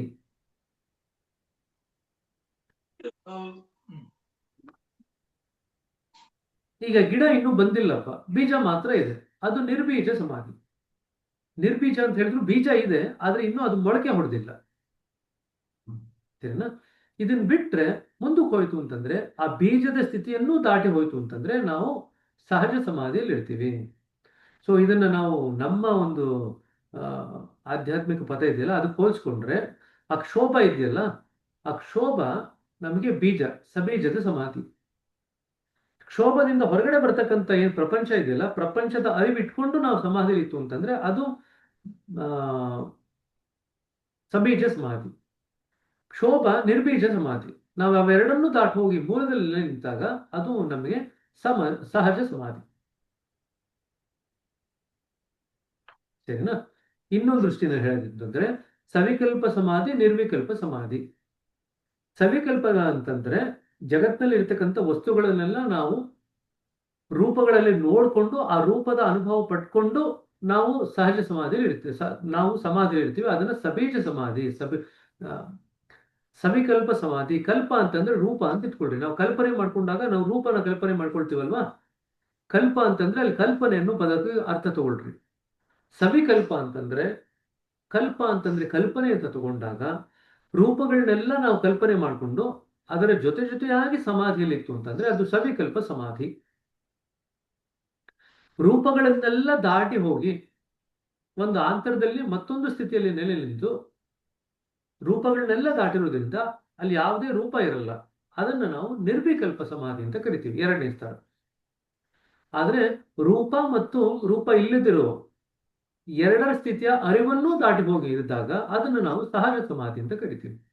ರೂಪದ ಅರಿವು ಹೋಯ್ತು, ರೂಪ ಇಲ್ಲದೆ ಇರತಕ್ಕಂಥ ಅರಿವು ಹೋಯ್ತು, ಎರಡನ್ನೂ ದಾಟಿ ಹೋಗಿ ನಿಂತುಕೊಂಡಾಗ ನಾವು ಅದನ್ನು ಸಹಜ ಸಮಾಧಿ ಅಂತ ಕರಿತೀವಿ. ಸರಿನಾ? ಸರಿ, ಇದು ಎರಡನೇದು. ಮೂರನೇದು, ಸವಿಕಲ್ಪ ಮತ್ತು ನಿರ್ವಿಕಲ್ಪಕ್ಕೆ ಇನ್ನೊಂದು ಅರ್ಥ ಇದೆ. ಕಲ್ಪ ಅಂತಂದ್ರೆ ಕಾಲಕ್ಕೆ ಸಂಬಂಧಪಟ್ಟಿದ್ದು, ಕಾಲದ ಒಂದು ಪ್ರಮಾಣ. ಕಲ್ಪ ಮನ್ವಂತರ. ನಾವು ಸಂಧ್ಯಾವಂದನೆ ಮಂತ್ರದಲ್ಲಿ ಹೇಳ್ತೀವಿ ಕಲ್ಪ. ಶುಭೇ ಶೋಣೆ ಆದ್ಯ ಪ್ರಮಾಣ ದ್ವಿತೀಯ ಪ್ರಹಾರ್ಧೆ ಶ್ವೇತ ವರಾಹ ಕಲ್ಪೆ. ಇದು ಶ್ವೇತ ವರಾಹ ಕಲ್ಪ. ಇದು ವೈವಸ್ವತ ಮನ್ವಂತರ. ಸೊ ವೈವಸ್ವತ ಮನ್ವಂತರದ ಸಮಯ ಇದು. ಶ್ವೇತ ವರಾಹ ಕಲ್ಪದಲ್ಲಿ ವೈವಸ್ವತ ಮನ್ವಂತರ ಸಮಯ. ಅದು ಕಲ್ಪ ಅಂತಂದ್ರೆ ಸಮಯ. ಈಗ ನಾವು ಸವಿಕಲ್ಪ ಸಮಾಧಿ ಅಂತಂದ್ರೆ ಸಮಯದ ಅರಿವು ಇಟ್ಟುಕೊಂಡು ಇರ್ತಕ್ಕಂಥ ಸಮಾಧಿನ ನಾವು ಸವಿಕಲ್ಪ ಸಮಾಧಿ ಅಂತ ಕರಿತೀವಿ. ಅಂದ್ರೆ ಜಗತ್ನಲ್ಲಿ ಈಗ ಮನುಷ್ಯರಿದ್ದೀವಿ, ಪ್ರಾಣಿಗಳಿದೆ, ಗಿಡ ಮರಗಳಿದೆ, ನಾವೆಲ್ಲರೂ ಕೂಡ ಸಮಯನ ಅನುಭವಿಸ್ತಾ ಇದ್ದೀವಿ. ನಮ್ಮ ರೀತಿಯಲ್ಲಿ ಸಮಯನ ಅನುಭವಿಸ್ತಾ ಇದ್ದೀವಿ ಅಲ್ವಾ. ನಮ್ಮ ರೀತಿಯಲ್ಲಿ ಕಾಲನ ಅನುಭವಿಸ್ಕೊಂಡು ಅದನ್ನ ಇಟ್ಕೊಂಡು ಅರಿವಿನಲ್ಲಿ ಇಟ್ಕೊಂಡು ನಾವು ಸಮಾಧಿಗೆ ಹೋದಾಗ ಅದನ್ನ ಸವಿಕಲ್ಪ ಸಮಾಧಿ ಅಂತ ಹೇಳ್ತೀವಿ. ಈಗ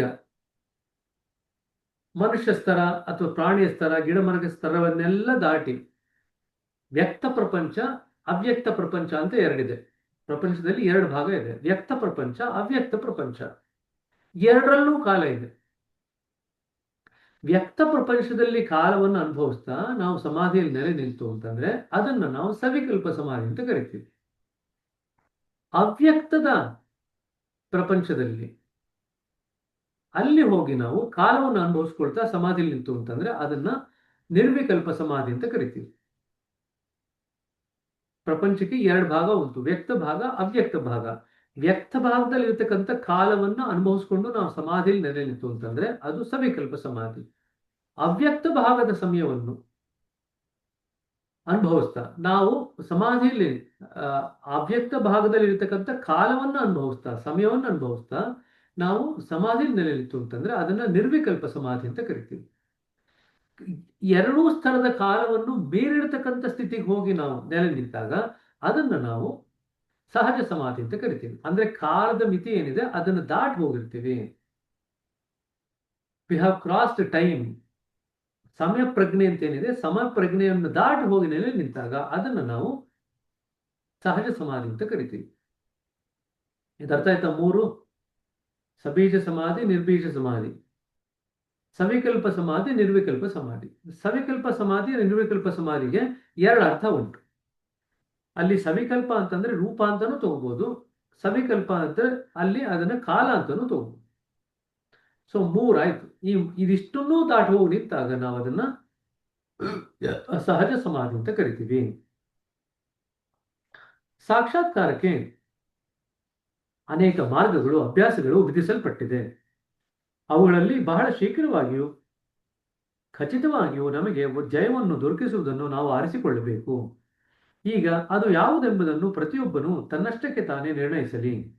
ಈ ಅಂಶದಲ್ಲಿ ಸ್ವಾಮಿ ವಿವೇಕಾನಂದರು ವಿವೇಚನಾಪೂರ್ಣವಾಗಿ ಹೇಳಿರುವುದನ್ನು ಸಂಜ್ಞಾ ಸೂಚಕವೆಂದು ನಾನು ಸ್ವೀಕರಿಸುತ್ತೇನೆ. ಮಾನವರನ್ನು ಅತ್ಯುನ್ನತ ಸ್ಥಿತಿಗೆ ಯಶಸ್ವಿಯಾಗಿ ಒಯ್ಯಬಲ್ಲದು ರಾಜಯೋಗ ಮಾತ್ರ. ಪ್ರಾಣಹುತಿಯ ಮೂಲಕ ತನ್ನ ಆಂತರಿಕ ಶಕ್ತಿಯನ್ನು ಉಪಯೋಗಿಸಲು ಬಲ್ಲವನಲ್ಲದೆ ಮತ್ತಾರು ಗುರುವಾಗಲು ಅಥವಾ ಮಾರ್ಗದರ್ಶಕನಾಗಲು ಯೋಗ್ಯನಲ್ಲ. ಇದಿಷ್ಟು ಆನ್ಲೈನ್ ಮಾಡ್ಕೊಳ್ರಿ. ಮಾನವನ ಅತ್ಯಂತ ಉನ್ನತ ಸ್ಥಿತಿಗೆ ಕೊಂಡೊಯ್ತಕ್ಕಂಥ ಒಂದೇ ಒಂದು ಮಾರ್ಗ ಅಂತಂದ್ರೆ ರಾಜಯೋಗ. ರಾಜಯೋಗದಲ್ಲಿ ಗುರು ಯಾರಾಗ್ಬೋದು? ಪ್ರಾಣಾಹತಿಯ ಮೂಲಕ ತನ್ನ ಆಂತರಿಕ ಶಕ್ತಿಯನ್ನು ಉಪಯೋಗಿಸಲು ಬಲ್ಲವನು ಮಾತ್ರನೇ ಗುರು ಆಗಲು ಸಾಧ್ಯ. ಹಠಯೋಗದಿಂದ ಆಜ್ಞಾಚಕ್ರದ ಆಚೆಗೆ ಹೋಗಲು ಸಾಧ್ಯವಿಲ್ಲವೆಂದು ನಾನು ಖಂಡಿತವಾಗಿ ಹೇಳಬಲ್ಲೆನು. ಜೊತೆಗೆ ಅದರಲ್ಲಿ ಮತ್ತೊಂದು ಭಾರಿ ದೋಷವಿದೆ. ನಾವು ಹಠಯೋಗದ ದೈಹಿಕ ಅಭ್ಯಾಸಗಳನ್ನು ಪ್ರಾರಂಭಿಸಿದಾಗ ನಮ್ಮ ದೈಹಿಕ ಪ್ರಯತ್ನಗಳು ಅರಿವು ಇದ್ದು ಉದ್ದಕ್ಕೂ ಆತ್ಮದ ಭಾವನೆಯು ಅದರ ಹಿನ್ನೆಲೆಯಲ್ಲಿ ಇರುತ್ತದೆ. ಈ ರೀತಿಯಲ್ಲಿ ಅಹಂಕಾರವು ಕಡಿಮೆ ಆಗುವುದಕ್ಕೆ ಬದಲು ಹೆಚ್ಚಾಗುತ್ತಾ ಹೋಗುತ್ತದೆ. ಸೊ ಯಾರು ಹಠಯೋಗವನ್ನು ಸಾಧನವನ್ನು ಮಾಡ್ಕೊಳ್ತಾರೆ ಅವರಿಗೆ ಅಹಂಕಾರ ಕಡಿಮೆ ಆಗೋ ಬದಲಿಗೆ ಅಹಂಕಾರ ಜಾಸ್ತಿ ಆಗ್ತಾ ಹೋಗುತ್ತೆ. ಯಾಕೆಂತಂದ್ರೆ ಆತ್ಮದ ಭಾವದ ಹಿಂದೆ ಆ ದೇಹ ಪ್ರಜ್ಞೆ ಇದ್ದೇ ಇರುತ್ತೆ. ಹಾಗಾಗಿ ಅಹಂಕಾರ ಜಾಸ್ತಿ ಆಗ್ತಾ ಹೋಗುತ್ತೆ. ರಾಜಯೋಗದಲ್ಲಿ ಹೀಗಲ್ಲ. ಅದರಲ್ಲಿ ಮನಸ್ಸಿನ ಸಂತತ ಕ್ರಿಯಾತ್ಮಕ ವೃತ್ತಿಗಳನ್ನು ಶಮನಗೊಳಿಸಲು ಅತ್ಯಂತ ಸೂಕ್ಷ್ಮೋಪಾಯಗಳನ್ನು ಉಪಯೋಗಿಸಿ ಮುಂದುವರಿಯುತ್ತಾನೆ. ಜೊತೆಗೆ ಇದನ್ನು ಅಭ್ಯಾಸ ಮಾಡುವಾಗ ಅತಿ ಸೂಕ್ಷ್ಮ ವಸ್ತುವಿನ ಮೇಲೆ ಗಮನವಿರುವುದರಿಂದ ಯಾವಾಗಲೂ ದೇಹ ಭಾವದಿಂದ ದೂರವಿರುತ್ತಾನೆ. ಅಂದ್ರೆ ಆಧ್ಯಾತ್ಮಿಕ ಸ್ಥಿತಿ ಪ್ರಯತ್ನ ಅಂತಂದ್ರೆ ಹೇಗಿರ್ಬೇಕು ಅಂತಂದ್ರೆ ದೇಹ ಭಾವನೆಯಿಂದ ದೂರವಿರತಕ್ಕಂಥದ್ದು. ಅದು ಆಧ್ಯಾತ್ಮದಲ್ಲಿ ನಮಗೆ ಸಹಾಯ ಮಾಡ್ತಕ್ಕಂಥದ್ದು. ದೇಹ ಭಾವನೆಯನ್ನು ಹೆಚ್ಚು ಮಾಡ್ತಕ್ಕಂಥ ಯಾವುದೇ ಕೆಲಸ ನಮಗೆ ಆಧ್ಯಾತ್ಮಕ್ಕೆ ತೊಡಕಾಗುತ್ತೆ.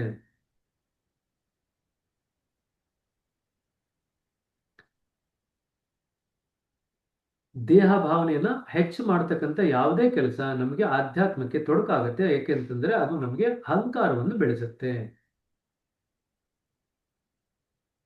ಸರಿನಾ? ಸೊ ಆಜ್ಞಾಚಕ್ರದಲ್ಲಿ ಏನಾಗುತ್ತೆ? ಅದು ದೇಹದ ಕಸರತ್ತು. ದೇಹದ ಮೇಲೆ ಗಮನ ಇಟ್ಟು ಮಾಡ್ತೀವಿ. ಹಾಗಾಗಿ ಏನಾಗುತ್ತೆ?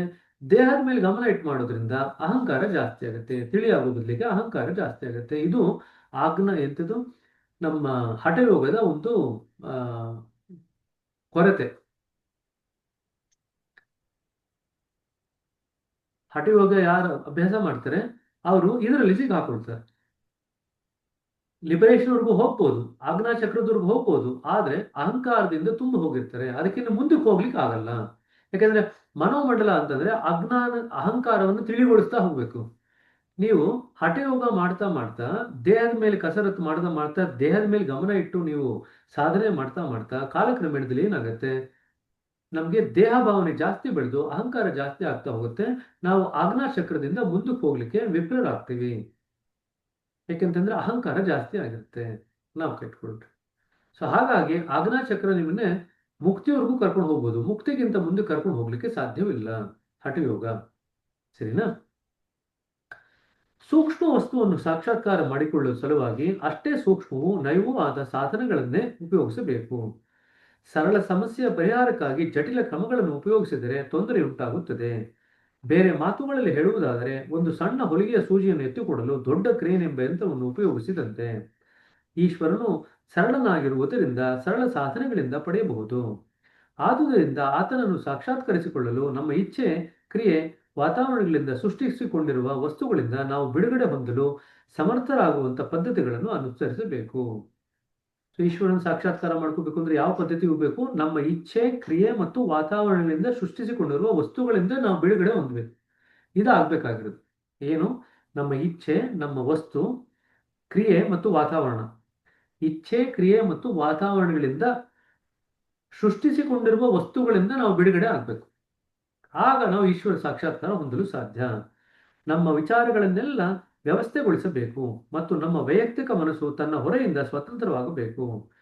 ಸಮರ್ಥ ಗುರುವಿನ ಒಂದು ಪ್ರೋತ್ಸಾಹದಿಂದ ಈಶ್ವರನ ಕಡೆಗೆ ನಮ್ಮ ಹಾರುವಿಕೆ ಪ್ರಾರಂಭವಾಗುವಂತೆ ನಾವು ಹತ್ತಿಯಷ್ಟು ಹಗುರವಾಗಬೇಕು. ನಾವು ಯಾವಾಗಲೂ ತಿಂತಾನೆ ಇದ್ರೆ ಹತ್ತಿಯಷ್ಟು ಹಗುರ ಯಾವಾಗ ಆಗ್ತೀವಿ? ನಾವು ಹತ್ತಿಯಷ್ಟು ಹಗುರ ಆಗ್ಬೇಕಂತಂದ್ರೆ ತಿನ್ನೋದು ಕಡಿಮೆ ಮಾಡ್ಬೇಕು. ಅದಕ್ಕೆ ಉಪವಾಸ ಕೊಟ್ಟಿರೋದು. ಎಲ್ಲ ಆಧ್ಯಾತ್ಮಿಕ ಪದ್ಧತಿಗಳನ್ನು ಉಪವಾಸ ಅತ್ಯಂತ ಪ್ರಮುಖವಾದಂಥ ಒಂದು ಅಂಗ. ಯಾಕೆಂತಂದ್ರೆ ತಿನ್ನೋದು ಕಡಿಮೆ ಆಗದ ಹೊರತು ಕೂಡ ನಾವು ದೇಹದ ಕಡೆ ಗಮನ ಕೊಡೋದು ಕಡಿಮೆ ಆಗಲ್ಲ. ದೇಹದ ಕಡೆ ಗಮನ ಕೊಡೋದು ಕಡಿಮೆ ಆಗದ ಹೊರತು ಕೂಡ ನಾವು ಅಹಂಕಾರದಿಂದ ಬಿಡಿಸ್ಕೊಳ್ಲಿಕ್ಕೆ ಆಗಲ್ಲ. ನಮ್ಮ ಸಂಸ್ಥೆಯಲ್ಲಿ ಸಂಕಲ್ಪದ ಪ್ರಥಮಾಘಾತದಿಂದ ಸತ್ಯವೇ ತುಂಬಲ್ಪಡುತ್ತದೆ. ಕಾಲಕ್ರಮದಲ್ಲಿ ಅದೇ ಬೀಜದಂತೆ ಕೆಲಸ ಮಾಡುತ್ತದೆ. ಮೊದಲನೇ ಸಿಟ್ಟಿಂಗ್ ನಲ್ಲೇ ಆಗತ್ತೆ. ಮೊದಲು 3 ಬೈಟಕ್ ಇಂಟ್ರೊಡಕ್ಟರಿ ಸಿಟ್ಟಿಂಗ್ಸ್ ಅಂತ ಏನ್ ಕೊಡ್ತೀವಲ್ಲ ಅಲ್ಲೇ ಆಗತ್ತೆ. ಆವಾಗಲೇ ಅದು ಬೀಜ ನೆಡೋದು. ಸತ್ಯದ ಬೀಜ ನೆಟ್ಟಂಗೆ ಆಗಿರುತ್ತೆ. ಬೀಜವು ಸುಲಭವಾಗಿ ಬೆಳೆಯುವಂತೆಯೂ ಉರಿಯುವ ಗಾಳಿ ಅದನ್ನು ಸುಟ್ಟು ಹಾಕದಂತೆಯೂ ಗುರುವು ಕಾರ್ಯವಿಧಾನವನ್ನು ಪ್ರಾರಂಭಿಸುತ್ತಾನೆ. ಶಿಷ್ಯನು ಸತತ ಸ್ಮರಣೆಯಿಂದ ಅದಕ್ಕೆ ನೀರೆರೆಯುತ್ತಾನೆ. ಅದೊಂದೇ ಸಾಕ್ಷಾತ್ಕಾರದ ಪಥದಲ್ಲಿ ಅಗತ್ಯವಾದುದು. ಗೃಹಸ್ಥಾಶ್ರಮದ ಜೀವನವು ನಿಜವಾಗಿ ಧ್ಯೇಯವನ್ನು ಪಡೆಯುವುದರಲ್ಲಿ ಬಾಧಕವಲ್ಲ. ಉನ್ನತ ಮಟ್ಟವನ್ನು ಸಾಧ್ಯವಾಗಿ ಮುಟ್ಟಲು ಇದೇ ಅತ್ಯುತ್ತಮ ಆಶ್ರಮವೆಂದು ನನ್ನ ಅಭಿಪ್ರಾಯ. ನಾನು ಗೃಹಸ್ಥ, ನನ್ನ ಗುರುಗಳು ಗೃಹಸ್ಥರು. ಅಂತೆಯೇ ಈ ಆಶ್ರಮದಲ್ಲಿಯೇ ಶ್ರೇಷ್ಠ ಯುಗಗಳನ್ನು ಕಾಣಬಹುದೆಂದು ನಾನು ಆಶ್ವಾಸನೆ ಕೊಡುತ್ತೇನೆ. ನಾವು ನಮ್ಮ ಕರ್ತವ್ಯವನ್ನು ನೆರವೇರಿಸುತ್ತೇವೆ ಮತ್ತು ಅವನನ್ನು ಅಂದರೆ ದೇವರನ್ನು ಅಂತಿಮ ಸತ್ಯವೆಂದು ಸ್ಮರಿಸುತ್ತೇವೆ.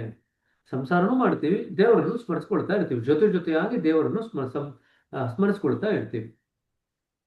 ಸರಿ, ಇಲ್ಲಿಗೆ ನಿಲ್ಸೋಣಂತೆ. ನಾಳೆ ಮುಂದಿನ ಪಾಠ ಶುರು ಮಾಡೋಣ. ಏನಾದ್ರು ಪ್ರಶ್ನೆಗಳಿದ್ರೆ ಕೇಳಿ. ಇದು ಎಷ್ಟೊಂದು ಭಾಗಗಳು ಇವತ್ತೇನು ಓದಿದ್ವಲ್ಲ, ಇದೆಲ್ಲ ಕೂಡ ರಿಯಾಲಿಟಿ ಅಟ್ ಡಾನ್ ಇತ್ತಲ್ಲ, ಸತ್ಯೋದಯದಲ್ಲಿ ಇರತಕ್ಕಂಥದ್ದು ಎಷ್ಟೊಂದು ಭಾಗಗಳು ಇಲ್ಲಿ ರಿಪೀಟ್ ಆಗಿದೆ. ಹಾಗಾಗಿ ನಾನು ಹೇಳಿದ್ದು ಸತ್ಯೋದಯ ಮುಗಿಸಿದ ಮೇಲೆ ಇದನ್ನು ಮುಗಿಸೋದು ಸುಲಭ ಆಗುತ್ತೆ, ಯಾಕೆಂತಂದ್ರೆ ಎಷ್ಟೊಂದು ರಿಪಿಟೇಷನ್ಸ್ ಇದೆ. ಸರಿನಾ? ಯಾರಿಗಾನ ಏನಾದ್ರು ಪ್ರಶ್ನೆಗಳಿದೆ ಇದರಲ್ಲಿ? ನಮಸ್ಕಾರ ಸರ್. ಹೇಳ್ರಿ ಸರ್, ಇದೊಂದು during the time of creation ಶೋಭದಿಂದ ಬೈಫರ್ಕೇಶನ್ ಆಗುತ್ತಲ್ಲ ಸರ್, ಒಂದು ದೈವಿ ಪಥ, ಒಂದು ಮಾನವೀಯ ಪಥ ಅಂತ ಬೈಫರ್ಕೇಶನ್ ಆಗುತ್ತಲ್ಲ ಸರ್, ಅದು ಯಾವ ಅಂಶ ದೈವಿ ಪಥ ಆಗುತ್ತೆ, ಯಾವ ಅಂಶ ಮಾನವ ಪಥವಾಗುತ್ತೆ ಅನ್ನೋದು ಸ್ವಲ್ಪ ತಿಳ್ಕೊಬೋದಾ ಸರ್? ಅದು ಏನಕ್ಕೆ ಬೈಫರ್ಕೇಶನ್ ಆಗುತ್ತೆ, ಯಾವ ಬೇಸಿಸ್ ನಲ್ಲಿ ಬೈಫರ್ಕೇಶನ್ ಆಗುತ್ತೆ? ಏನಕ್ಕೆ ಬೈಫರ್ಕೇಶನ್ ಆಗುತ್ತೆ, ಯಾವ ಬೇಸಿಸ್ ಮೇಲೆ ಬೈಫರ್ಕೇಶನ್ ಆಗುತ್ತೆ ಅಂತ ಬಾಬೂಜಿ ಅವರು ಬರೆದಿಲ್ಲ. ಬೈಫರ್ಕೇಶನ್ ಆಗತ್ತೆ ಅಂತ ಬರೆದಿದ್ದಾರೆ, ಎರಡು ಪಥವಾಗಿ ಮಾರ್ಪಾಡಾಗುತ್ತೆ ಅಂತ. ಮಾನವನ ಪಥ ಏನಾಗುತ್ತೆ, ಮಾನವ ಪಥದಲ್ಲಿ ನಮಗೆ ಐಡಿಯಾ ಆಫ್ ಸಪರೇಟ್ನೆಸ್ ಬರ್ಲಿಕ್ಕೆ ಶುರು ಆಗುತ್ತೆ. ನೋಡಿರಿ, ಈ ಐಡಿಯಾ ಇದೆಲ್ಲ, ಇದೇ ಬೇಸಿಸ್ ಮಾನವ ಪಥ ಆಗ್ಲಿಕ್ಕೆ. ಮತ್ತೆ ದೈವದ ಪಥಕ್ಕೂ ವ್ಯತ್ಯಾಸ ಏನಪ್ಪಾ ಅಂತಂದ್ರೆ, ದೈವದ ಪಥದಲ್ಲಿ ಬರ್ತಕ್ಕಂಥ ಯಾವುದೇ ವಸ್ತುಗೆ ತಾನು ಬೇರೆ ಅನ್ನೋ ಭಾವನೆ ಬರಲ್ಲ. ತಾನೆಲ್ಲ ಕೂಡ ನಿಸರ್ಗದ ಒಂದು ಭಾಗವಾಗಿದ್ದೇನೆ ಅನ್ನೋ ಅರಿವಿನಲ್ಲೇ ಇರ್ತದೆ. ಇದು ದೈವಿ ಪಥ. ಮಾನವದೇ ಪಥದಲ್ಲಿ ಏನಾಗುತ್ತೆ, ತಾನೇ ಬೇರೆ ದೈವತ್ವನೇ ಬೇರೆ ಅನ್ನೋ ಭಾವನೆ ಬರ್ಲಿಕ್ಕೆ ಶುರು ಆಯ್ತು ಅಂತಂದ್ರೆ ಅದು ಮಾನವತೆಯ ಪಥ. ಇದೊಂದೇ ಆಧಾರ. ನೋಡಿ, ಪ್ರಾಣಿಗಳು, ಪಕ್ಷಿಗಳು, ಗಿಡಮರಗಳು ಯಾವುದೂ ಕೂಡ ತಾನೇ ಬೇರೆ ನಿಸರ್ಗನೇ ಬೇರೆ ಅಂತ ಮಾತಾಡಲ್ಲ. ಎಲ್ಲವೂ ಕೂಡ ನಿಸರ್ಗದ ಜೊತೆಯಾಗಿ ಹೊಂದ್ಕೊಂಡು ಇಡೀ ಜೀವನ ಮಾಡುತ್ತೆ. ಕರೆಕ್ಟಾ? ಕರೆಕ್ಟ್. ಇದು ದೈವಿ ಪಥ. ಅದೇ ಮನುಷ್ಯ ಮಾತ್ರ ತಾನೇ ಬೇರೆ ನಿಸರ್ಗನೇ ಬೇರೆ ಅಂತ ವಾದ ಮಾಡ್ತಾನೆ. ಸೊ ಯಾವಾಗ ಈ ಬೇರ್ಪಟ್ಟಂತ ಭಾವನೆ ಬರುತ್ತಲ್ವಾ, ಅದು ಮಾನವತೆಯ ಪಥ ಉದ್ಭವ ಆಗ್ಲಿಕ್ಕೆ ಕಾರಣವಾಗುತ್ತೆ. ಬೇರ್ಪಟ್ಟಂತ ಪಥ.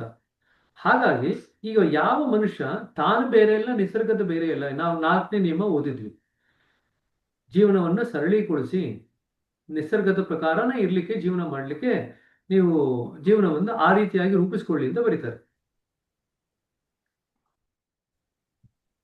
Simplify your life so as to be in tune with nature. ನಿಮ್ಮ ಜೀವನವನ್ನು ಎಷ್ಟು ಮಟ್ಟಿಗೆ ಸರಳೀಕರಣಗೊಳಿಸಬೇಕು ಅಂತಂದ್ರೆ ನಿಸರ್ಗತೆ ಜೊತೆಗೆ ಸಮರಸವಾಗಿ ಜೀವನ ಮಾಡೋದನ್ನು ಕಲಿಬೇಕು ಅಂತ ಹೇಳ್ತೀವಿ.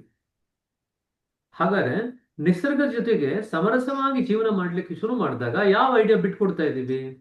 ನಾನೇ ಬೇರೆ ನಿಸರ್ಗನೇ ಬೇರೆ ಅನ್ನೋ ಐಡಿಯಾ ಇದೆಯಲ್ಲ, ಅದನ್ನ ಬಿಟ್ಕೊಡ್ತಾ ಇದ್ದೀವಿ. ಹಾಗಾದ್ರೆ ನಾವು ಕಾಲಕ್ರಮೇಣದಲ್ಲಿ ಈ ಐಡಿಯಾದಿಂದ ನಾವು ದೂರ ಹೋಗ್ತಿದ್ದಂಗೆನೆ, ಈ ಐಡಿಯಾನ ಬಿಟ್ಕೊಡ್ತಿದ್ದಂಗೆನೆ, ನಾನೇ ಬೇರೆ ನಿಸರ್ಗನೇ ಬೇರೆ ಅನ್ನೋ ಐಡಿಯಾನ ಬಿಟ್ಕೊಡ್ತಿದ್ದಂಗೆನೆ ನಾವು ದೈವಿ ಪಥಕ್ಕೆ ಹೊಂದಿಕೊಳ್ಳಿಕ್ಕೆ ಶುರು ಆಗ್ತೀವಿ. ಬೇರೆ ಎಲ್ಲ ಸೃಷ್ಟಿಯಲ್ಲಿ ಇರ್ತಕ್ಕಂಥದ್ದೆಲ್ಲ ಇದೆಯಲ್ಲ, ಅದೆಲ್ಲ ಹೇಗಿದ್ಯೋ ಅದೇ ರೀತಿ ನಾವು ಇರ್ಲಿಕ್ಕೆ ಶುರು ಮಾಡ್ತೀವಿ. ಆಗ ಮಾನವತೆಯ ಪಥ ದೈವಿ ಪಥಕ್ಕೆ ಸೇರ್ಕೊಳ್ತು ಅಂತ ಹೇಳ್ತೀವಿ. ಅರ್ಥ ಆಯ್ತಾ? Thank you sir. Thank you sir. Mahantesh. Brother ನಮಸ್ಕಾರ. ಇದು ಸಾಕ್ಷಾತ್ಕಾರ ಪಡೆದ ಮನುಷ್ಯನು ಆಧ್ಯಾತ್ಮಿಕ ಕ್ಷೇತ್ರದಲ್ಲಿ ಖುಷಿಯಾಗದ ಇಚ್ಛೆಯನ್ನು ಬೆಳೆಸಿಕೊಳ್ಳುತ್ತಾನೆ. ಏನ್ ಪ್ರಶ್ನೆ ರೀ? ಓದಿದ್ರಿ? ಇದು ಒಂದು ಉದಾಹರಣೆ ಹೇಳ್ಬೋದು ಅದಕ್ಕೆ? ಇಚ್ಛೆ ಅಂದ್ರೆ ಯಾವ ನೋಡ್ರಿ, ಆಧ್ಯಾತ್ಮಿಕ ಕ್ಷೇತ್ರದಲ್ಲಿ ಆ ರೀತಿಯಾದಂತ ಬೆಳೆದಿರತಕ್ಕಂಥ ಸಾಕ್ಷಾತ್ಕಾರ ಪಡ್ಕೊಂಡಿರ್ತಕ್ಕಂಥ ವ್ಯಕ್ತಿಗೆ ತನ್ನದೇ ಆದಂತ ಯಾವುದೇ ಇಚ್ಛೆ ಇರಲ್ಲ. ಓಹೋ. ತನ್ನದೇ ಆದಂತ ಯಾವುದೇ ಇಚ್ಛೆ ಇರಲ್ಲ. ಯಾಕಂದ್ರೆ ಅವ್ರ ಮನಸ್ಸಿನ ಸ್ತರವನ್ನು ದಾಟ್ ಹೋಗ್ಬಿಟ್ಟಿರ್ತಾರೆ. ಮನಸ್ಸು, ಅಹಂಕಾರ, ಪ್ರಜ್ಞೆ ಇವೆಲ್ಲವನ್ನು ದಾಟಿ ಹೋಗಿರ್ತಾರೆ. ದೈವತ್ವದ ಜೊತೆಗೆ ಎಷ್ಟು ಮಟ್ಟಿಗೆ, ಕೇಂದ್ರದ ಜೊತೆಗೆ ಎಷ್ಟು ಮಟ್ಟಿಗೆ ಹೊಂದ್ಕೊಂಡಿರ್ತಾರೆ ಅಂತಂದ್ರೆ, ಕೇಂದ್ರದಿಂದ ಏನ್ ಬರ್ತಾ ಇದೆ ಅದಷ್ಟೇ ಅವ್ರ ಮನಸ್ಸಿನಲ್ಲಿ ಪ್ರಕಟ ಆಗತ್ತೆ, ಅವರ ಇದರಲ್ಲಿ ಪ್ರಕಟ ಆಗತ್ತೆ, ಅವ್ರ ಇಚ್ಛೆನಲ್ಲಿ ಪ್ರಕಟ ಆಗತ್ತೆ. ಕೇಂದ್ರದಿಂದ ಬರ್ತಿರ್ತಕ್ಕಂಥ ಬಿಟ್ಟು ಇನ್ಯಾವುದೋ ಅವ್ರ ಇಚ್ಛೆನಲ್ಲಿ ಪ್ರಕಟ ಆಗೋದೇ ಇಲ್ಲ. ಸರಿ ಬ್ರದರ್. ಸೊ ಅವ್ರಿಗೆ ವೈಯಕ್ತಿಕ ಇಚ್ಛೆ ಅನ್ನೋದು ಇರಲ್ಲ. ಭಗವಂತನಿಂದ, ಕೇಂದ್ರದಿಂದ ಏನ್ ನೇರವಾಗಿ ಆಜ್ಞೆಗಳು ಬರ್ತಿದೆ ಅದೇ ಅವರಿಗೆ ಪ್ರಕಟ ಆಗುತ್ತೆ ಅಷ್ಟೇ. ಅವ್ರ ಇಚ್ಛೆ ಆಗಿ ಅದು ಪ್ರಕಟ ಆಗುತ್ತೆ. ಭಗವಂತನ ಇಚ್ಛೆನೆ ಅವ್ರ ಇಚ್ಛೆ ಆಗಿ ಪ್ರಕಟ ಆಗುತ್ತೆ. ಸರಿ ಬ್ರದರ್, ಥ್ಯಾಂಕ್ ಯು. ಅವಾಗ ಅವ್ರು ಏನ್ ಅನ್ಕೊಳ್ತಾರೋ ಆಗ್ಲೇಬೇಕು. ಯಾಕಂದ್ರೆ ಅವ್ರ ಇಚ್ಛೆ ಅಲ್ಲ, ಭಗವಂತನ ಇಚ್ಛೆ ಅದು. ಖಂಡಿತ. ಸೊ ಲೌಕಿಕ ಸ್ತರದಲ್ಲಿ ಅವ್ರು ಇಚ್ಛೆ ಪಡಲ್ಲ. ಲೌಕಿಕ ಸ್ತರದಲ್ಲಿ ಯಾರು ನಾವು ಅಲ್ಲಿವರೆಗೂ ಹೋಗಿದ್ದೀವಿ, ನಂಗೊಂದು ಕೋಟಿ ಲಾಟ್ರಿ ಹೊಡಿಯಲಿ ಅಂದ್ರೆ ಯಾರಿಗೂ ಹೊಡೆಯಲ್ಲ. ಕನ್ನಡದಲ್ಲಿ ಲಾಟ್ರಿಗೆ 2 ಪದ ಅರ್ಥ ಇದೆ ಗೊತ್ತಾ? ಇಂಗ್ಲಿಷ್ ಲಾಟ್ರಿ ಹೊಡೆದು ಕೈ ಪೂರ್ತಿ ಖಾಲಿ, ಜೇಬ್ ಖಾಲಿ ಮಾಡ್ಕೊಂಡು ಲಾಟ್ರಿ ಹೊಡಿತಾ ಇದೆ ಅಂತ ಹೇಳ್ತೀವಿ. ಅದು ಒಂದು ಲಾಟ್ರಿ. ಯಾರು ಲಾಟ್ರಿ ಆಯ್ತು, ಯಾವ್ದು ನನಗೆ ಲಾಟ್ರಿ ಹೊಡಿಲಿ ಅಂತ ಅನ್ಕೊಳ್ತು ಅಂತಂದ್ರೆ ಯಾವ ಲಾಟ್ರಿ ಅಂತ ಕರೆಕ್ಟ್ ಆಗಿ ಕೇಳಬೇಕು. ಇಲ್ಲದ್ರೆ ಯಾವ್ಯಾವ್ದೋ ಲಾಟ್ರಿ ಹೊಡೆದ್ಬಿಡುತ್ತೆ ಅಷ್ಟೇ. ಸರಿ ಬ್ರದರ್, ಥ್ಯಾಂಕ್ ಯು. ಅಂದ್ರೆ ದೈವತ್ವದ ಜೊತೆಗೆ ಸಾಕ್ಷಾತ್ಕಾರ ಪಡ್ಕೊಂಡಿರ್ತಕ್ಕಂಥ ವ್ಯಕ್ತಿ ಮೂಲದ ಜೊತೆಗೆ ಸಮರಸವಾಗಿರ್ತಾನೆ, ಮೂಲಕ್ಕೆ ಹೊಂದ್ಕೊಂಡಿರ್ತಾನೆ, ಮೂಲದಲ್ಲಿ ಲಯವಾಗಿರ್ತಾನೆ.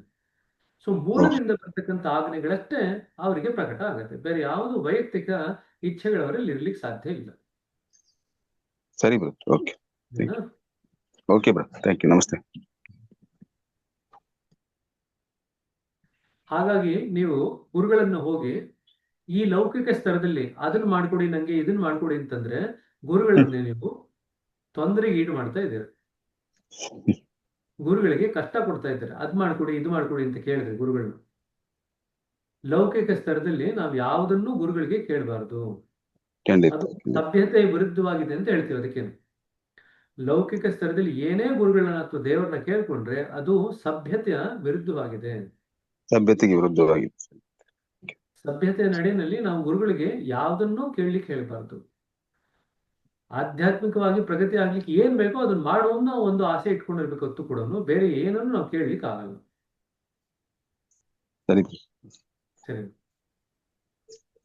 ಸರಿ ಕಂದ್ರೆ 8:30 ಆಯ್ತು, ಇಲ್ಲಿಗೆ ನಿಲ್ಸೋಣಂತೆ.